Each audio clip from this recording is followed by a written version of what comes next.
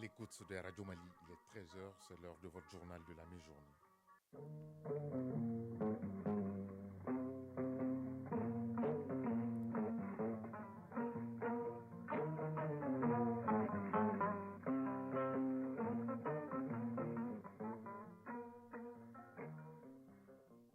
Le journal Ousmane Daou. Mesdames et messieurs, bonjour. À la une de cette session d'information de ce 13h, les directeurs des services d'assiette du pays, reçus par le docteur Shogel Kokalamaïga, ils ont été félicités par le Premier ministre pour leur contribution et leur capacité de mobilisation des ressources pour renflouer les caisses de l'État malgré les difficultés auxquelles le pays fait face.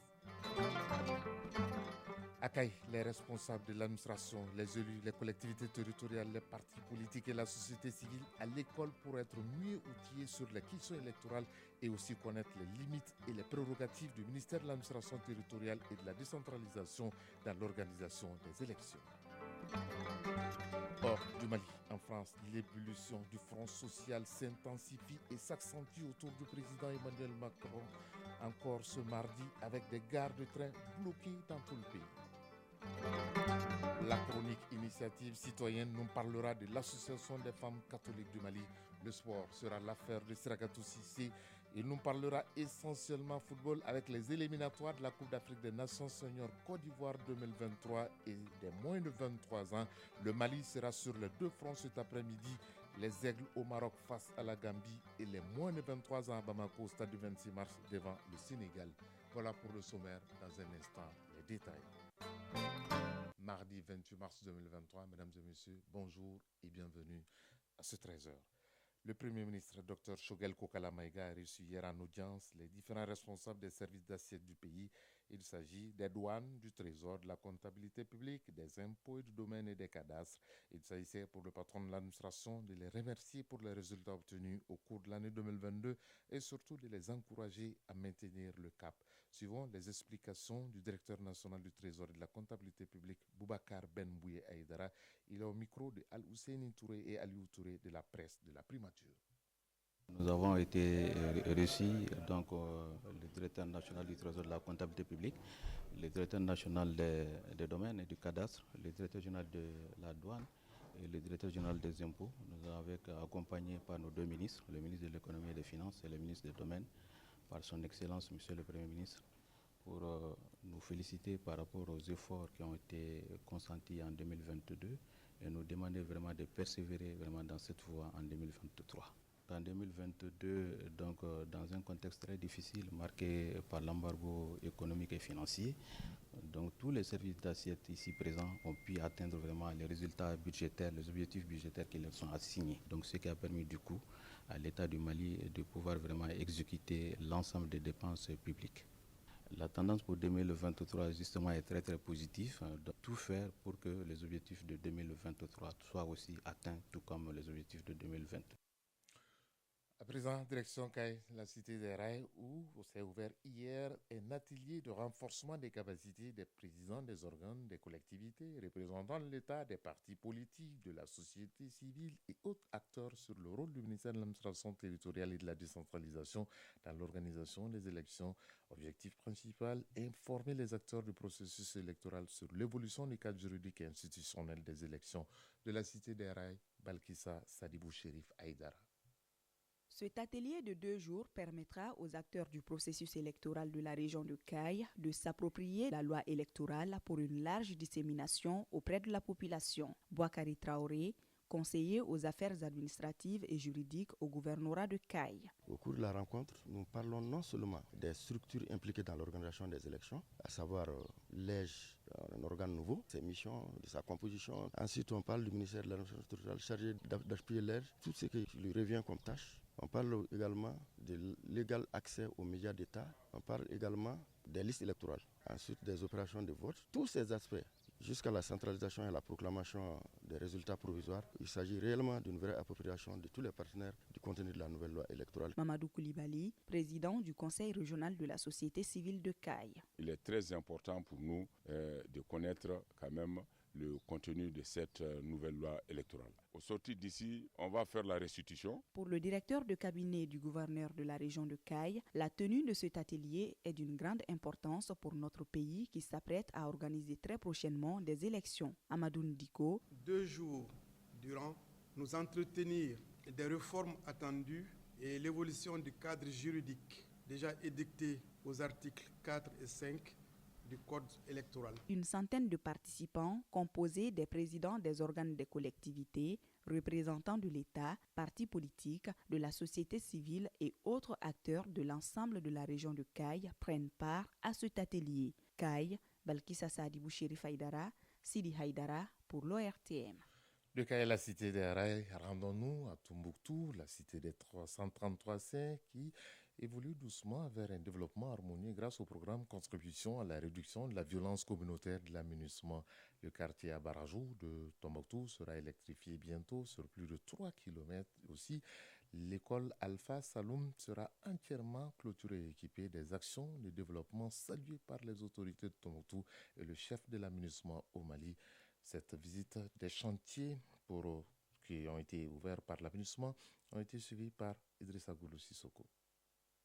Dans le cadre de la stabilisation de notre pays et du retour de la paix, singulièrement en région de Tombouctou, l'aménagement dote la région d'infrastructures sociales de base, la construction d'un nouveau commissariat de police dans le quartier Abaradjou, la construction d'une maison pour la société civile et la remise d'engins roulants aux handicapés. Maman Seni Moussa, chef de bureau par intérim de l'aménagement Tombouctou. 3 projets. Le premier, c'est celui de la maison de la société civile. Le deuxième projet qu'il avait visité, c'est celui relatif à la pose de la première pierre pour le deuxième commissariat de la ville de Tombouctou, d'une valeur de plus de 5 millions de francs CFA. Bientôt, le quartier d'Abaradjou sera électrifié sur plus de 3 km, ce qui permettra de sécuriser le quartier. Aussi, en vue de contribuer à la réduction de la violence, l'école Alpha Saloum de Sankouré a été entièrement clôturée et a bénéficié d'équipements informatiques. Toutes choses saluées par les autorités politiques et administratives de Tombouctou. Bokar Mahalmadan, adjoint au maire de Tombouctou. Ça va permettre à Abaradjou d'être éclairé et créer beaucoup la cohésion entre les gens. Salah Maïga, membre du CNT. Ça devient un appui additionnel aux différentes actions en lien avec le développement que l'aménagement fait déjà dans la région. En 2023, il s'agit pour l'aménagement d'appuyer les politiques de développement régional en partenariat avec les autorités régionales. Maman Seni Moussa, chef de bureau par intérim de l'aménagement Tombouctou. Les projets qui sont maintenant en cours pour lesquels le bureau régional de l'aménagement est en train de se battre, c'est 2 projets extrêmement importants pour la ville de Tombouctou. C'est le projet, par exemple, pour l'achat de scanners pour l'hôpital de Tombouctou. C'est un projet qui coûte une bagatelle de 300 millions de francs CFA. En plus de cela, il y a aussi la réhabilitation de ferries au niveau de Koriomi. Un projet qui coûte également plus de 300 millions de francs CFA. Les 2 combinés, ce sont des projets qui coûtent plus de 600 millions de francs CFA.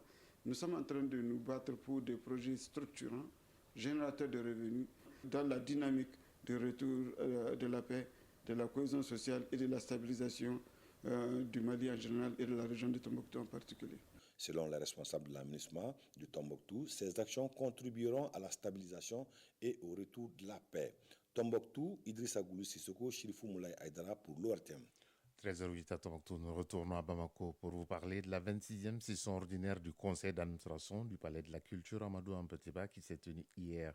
Elle permet aux administrateurs d'examiner et d'apprécier le compte-rendu de la 25e session, le rapport d'activité et financier de 2022 et l'adoption du budget de 2023 qui se chiffre à 813 millions de francs CFA. Ibrahima Kaou Konati.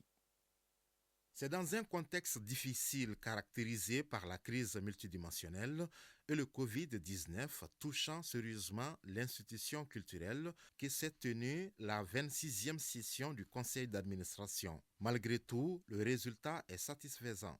Abdoulaye Djombana, directeur général du Palais de la Culture. C'est vrai, on a eu une année très très difficile, 2022, avec la restriction du budget. Mais cela nous a permis également de se résilier, de proposer des activités qui peuvent être faites. Et on en a fait. La promotion des formations nationales, qui est l'ensemble instrumental, le bâtiment national, le côté national et les ballets maliens. Andogoli Guindo, ministre de l'Artisanat, de la Culture, de l'Industrie hôtelière et du Tourisme. Je tiens à remercier encore une fois le directeur général et le personnel du palais pour leur courage et les nombreux sacrifices consentis. Je voudrais en même temps les exhorter à relever les défis qui sont tout aussi nombreux que pressants. Au cours de la présente session, les administrateurs vont évaluer le compte-rendu de la 25e session, le rapport d'activité et financier de l'année écoulée et l'adoption du budget 2023 s'élevant à 813 millions de francs CFA. Andogoli Guindo, ministre de l'Artisanat, de la Culture, de l'Industrie hôtelière et du Tourisme. Sur une prévision budgétaire initiale de 915 649 000 francs, ramenée à 294 913 260 francs CFA, la réalisation est de 296 224 131 francs, soit un taux d'exécution de 99,92%. Le Palais de la Culture a pour mission d'organiser des rencontres artistiques et culturelles en offrant aux usagers les meilleures conditions d'accueil pour le bon déroulement de leurs activités. 13h10, actualité hors du pays. En Guinée-Conakry, un gendarme a été condamné hier à 10 ans de prison pour le meurtre d'un jeune lors des manifestations du 1er juin 2022 à l'appel du Front national pour la défense de la Constitution FNDC. Le procureur avait requis une peine de 25 ans de prison contre le sous-officier de la gendarmerie. Au Tchad, le président de la transition, Mohamed Idriss Déby, a gracié 259 des 262 personnes condamnées le 2 décembre dernier pour leur participation aux manifestations du 20 octobre 2022. Cette nouvelle grâce intervient 2 jours après celle concernant 380 rebelles du Front pour l'alternance et la concorde au Tchad, FACT. Les Français se mobilisent et encore et davantage pour faire plier le président Emmanuel Macron par rapport à la réforme des retraites. Ce mardi fera la 10e journée contre cette réforme des retraites. Une semaine seulement après l'adoption du projet de loi au Parlement, la réforme des retraites continue de susciter le rejet de la majorité des Français qui se sont mobilisés aujourd'hui ce mardi pour bloquer les gares de train de toutes les grandes villes françaises. Selon un dernier sondage Ipsos publié hier, 69% des Français sont défavorables à cette réforme des retraites proposée par le président Emmanuel Macron. Le Front social en ébullition également en Allemagne. Les transports en commun sont largement perturbés depuis hier à l'appel de 2 syndicats. Ces derniers réclament de meilleurs salaires pour lutter contre l'inflation. L'Allemagne n'avait pas connu de telles perturbations depuis plus de 30 ans. Dans un instant, c'est le sport.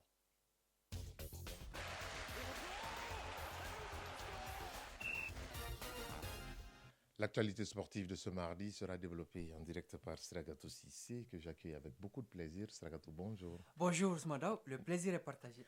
On va commencer par les éliminatoires de la CAN 2023, même si ça a été décalé en 2024. Les Aigles du Mali jouent cet après-midi dans précisément 3 heures contre la Gambie en rencontre délocalisée à Casablanca au Maroc. Oui, ce match de la 4e journée dans le groupe G a lieu à Casablanca au Maroc du fait de la non-homologation des stades en Gambie. Coup d'envoi 16h, temps universel en direct sur RTM 1 et à la radio nationale avec nos envoyés spéciaux Ari Djouma, Tina et Oumar Traoré qui nous plantent le décor d'avant-match. Avec une avance assez confortable sur ses adversaires de poule, l'équipe nationale se fixe comme mission de poursuivre sa série de victoires dans ses éliminatoires de la prochaine Coupe d'Afrique des Nations en Côte d'Ivoire dans le groupe G. Vainqueur face à la Gambie il y a quelques jours à Bamako, les Aigles n'aspirent qu'à un second succès contre les Scorpions, cette fois-ci en terre marocaine, ce qui serait synonyme de qualification pour la CAN de la 4e journée. Moussa Diarra, défenseur des Aigles du Mali. L'équipe va prendre au sérieux, il travaille bien ces dernières années. On voit même en jeunes, même à la dernière CAN aussi. Du coup, on va essayer de les prendre au sérieux comme au match aller. On va essayer de remporter ce match comme tous les matchs qu'on... Ça veut dire que cette équipe, on la prend au sérieux. Je pense que tout le monde est motivé, ceux qui ont joué le premier match comme ceux qui vont jouer le deuxième. Et on va tout faire pour gagner, pour satisfaire les supporters. Mamadou Fofana, défenseur des Aigles du Mali. La motivation elle est toujours la même, c'est c'est de gagner le match qui arrive, c'est-à-dire prendre les 3 points pour assurer la qualification. On sait que ça ne sera pas facile parce qu'on joue contre une bonne équipe. Le sélectionneur Éric Sékouchel, jusque-là auteur d'un parcours impressionnant depuis qu'il est à la tête des Aigles, reste confiant et se réjouit de l'engagement de ses joueurs à donner le meilleur d'eux-mêmes. Éric Sékouchel, sélectionneur des Aigles du Mali. Oui, ce match pour le gagner et pas pour prendre un point. C'est sûr que si on est en difficulté et si on doit jouer un match nul, on verra sur le moment et en temps voulu. Mais là, il y a un match à jouer, il y a 3 points à prendre. Voilà, j'aimerais que mon équipe ait cet état d'esprit compétiteur. Les Aigles devront faire ce mardi contre la Gambie sans les jeunes Kamorou Doumbia et Néné Dorgeles.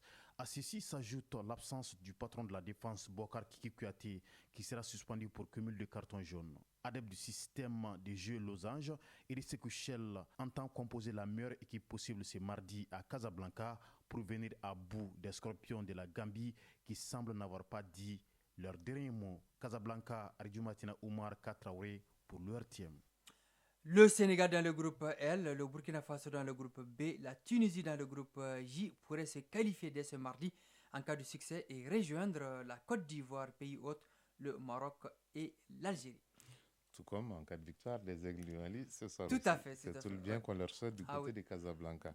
On le disait, le Mali sur 2 fronts. Après les Aigles, place aux Aigles Espoirs ce soir également au stade du 26 mars qui vont recevoir le Sénégal après leur défaite de l'aller 3-1. C'est dans le cadre du dernier tour qualificatif de la Coupe d'Afrique des moins de 23 ans. Oui, avec un retard de 2 buts, le Mali a obligation de victoire pour prétendre à une qualification à la CAN des moins de 23 ans au Maroc.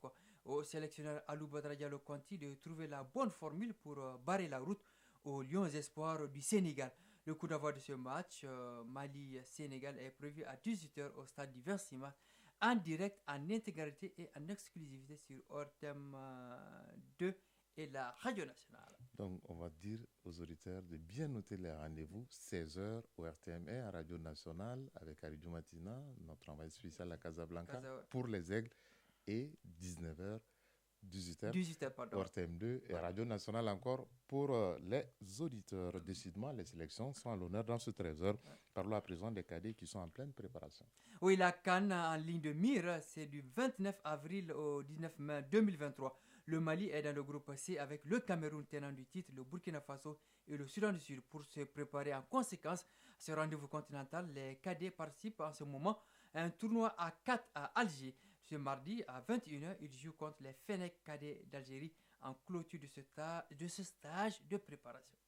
On va terminer avec la balle au panier. Le Mali, tiré au sort à la Coupe du Monde des moins de 19 ans, sera logé en Espagne, à Madrid précisément, dans le groupe B. Oui, les adversaires sont l'Allemagne, les États-Unis et Taipei chinois. La Coupe du Monde des moins de 19 ans filles se déroulera en Espagne du 15 au 23 juillet prochain. La meilleure performance du Mali d'ailleurs dans cette compétition reste la 4e place acquise en 2021 en Hongrie. Pourquoi pas aller chercher le trophée, même si à les États-Unis dans notre groupe. C'est vrai, un gros morceau. Merci Sragatou Cissé pour le tour de l'actualité sportive de ce 13h. Dans un instant, la chronique Initiative citoyenne. Initiative citoyenne. Le développement par nous-mêmes. L'initiative citoyenne parle ce mardi de l'Association des femmes catholiques du Mali qui a été créée il y a quelques années. Elle a axé son combat pour le bien-être des femmes de l'Église et de la cité afin qu'elles puissent avoir leur autonomisation. Malgré les initiatives, l'Association des femmes catholiques du Mali rencontre plusieurs difficultés qui entravent sa bonne marche. Allons à la découverte de cette association. Depuis sa création, l'Association des femmes catholiques du Mali œuvre pour le plein épanouissement des femmes de l'Église, mais aussi des femmes de la cité. Pour ce faire, elle développe des activités génératrices de revenus, d'entraide pour que les femmes puissent avoir leur autonomie et participer au développement socio-économique. Malgré l'élaboration de passerelles avec les autres religions, organisations et associations, elle peine à trouver sa vitesse de croisière. Sidibé Lucienne Keita est la présidente de l'Association des femmes catholiques du Mali. Avec toutes les autres associations féminines et des associations religieuses, rencontre d'échange, de formation et de sensibilisation. Nous, on n'a pas quelqu'un qui nous finance, nous avons une cotisation et nous confectionnons des pains pour vendre et nous nous débrouillons avec les bénéfices. Engagée dans l'émancipation, la cohésion sociale, le vivre ensemble, l'Association des femmes catholiques du Mali rencontre beaucoup de difficultés pour pouvoir asseoir ses activités afin que la population puisse en bénéficier. Sidibé Lucienne Keïta, présidente de l'Association des femmes catholiques du Mali. Les difficultés sont énormes.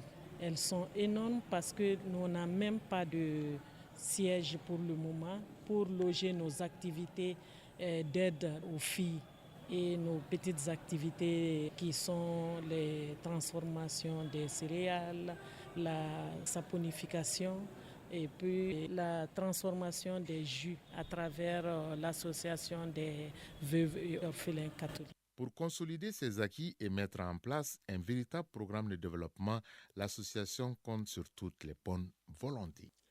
13h20 pile à Dramane, région de Caille, c'est la fin de cette session d'information qui vous a été présentée par Ousmane Dao. Mise en onde, Absi Traoré, réalisation d'Ossé Babadiara, mise en ligne, Sékou Traoré. Prochain rendez-vous avec l'actualité, c'est à 20h30. Bonne suite de programme en compagnie de Radio Mali, mais gardez vos positions d'écoute. Dans un instant, Kanin Keita sera là pour les avis et communiquer. Bonne suite de Ramadan à toutes et à tous. Chacun de nous ne peut être une étoile, mais tâchons de briller pour éclairer là où nous sommes. Tout le plaisir a été pour nous de vous servir et à très bientôt. Thank you.